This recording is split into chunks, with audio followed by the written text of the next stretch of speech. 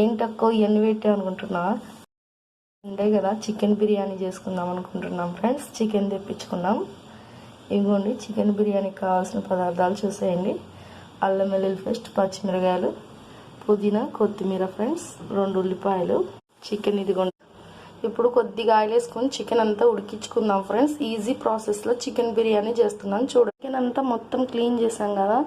ఇప్పుడు ఈ చికెన్ అంతా ఆయిల్ వేసుకొని ఉడకనిద్దాం. ఎంత తింటే అంత వేసుకోవాలి ఫ్రెండ్స్. చికెన్ మగ్గేటప్పుడు కొద్దిగా పసుపు వేసుకుంటే స్మెల్ రాకుండా ఉంటుంది ఫ్రెండ్స్. మనం ఎంతైతే కారం తింటామో అంత కారం వేసుకోవాలి. మా ఇంట్లో అయితే ఒక ఎక్కువ తింటారు కాబట్టి 1 స్పూన్ కారం వేస్తున్నాను.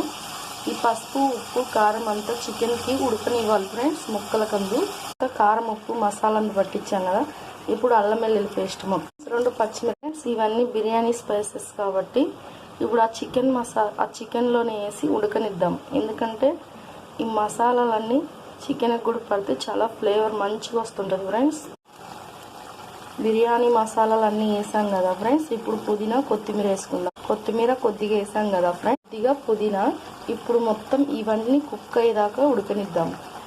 ముక్కకు కూడా ఆ ఫ్లేవర్ అంతా పడితే చాలా బాగా టేస్ట్గా స్మెల్ బాగా వస్తుంటుంది ఫ్రెండ్స్. బిర్యానీ తినేటప్పుడు కూడా ముక్కలు రైస్లో వేసేటప్పుడు కూడా సప్పగా ఉండవు, టేస్ట్గా స్పైసీగా బాగుంటాయి. ఇలా కుక్ చేసుకొని బిర్యానీ చేస్తే ఇది చాలా ఈజీగా సింపుల్. చికెన్ మసాలా, గరం మసాలా వేయడం చూపడం మర్చిపోయిన ఏమనుకోవద్దు. ఇప్పుడు 1 కప్పు పెరిగేస్తున్నాను. ఇదిగోండి ఇప్పుడు మూత పెట్టేసి ఉడకనిద్దాం ఫ్రెండ్స్. రైస్కి ఇదిగోండి బియ్యం నానబెట్టాం కదా. వేసినప్పుడు అన్నీ వేసాం కదా. ఇదిగోండి రైస్ ఉంది.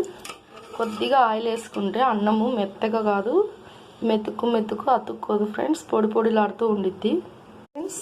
చికెన్ అయితే ఉడికిపోయింది చూడండి.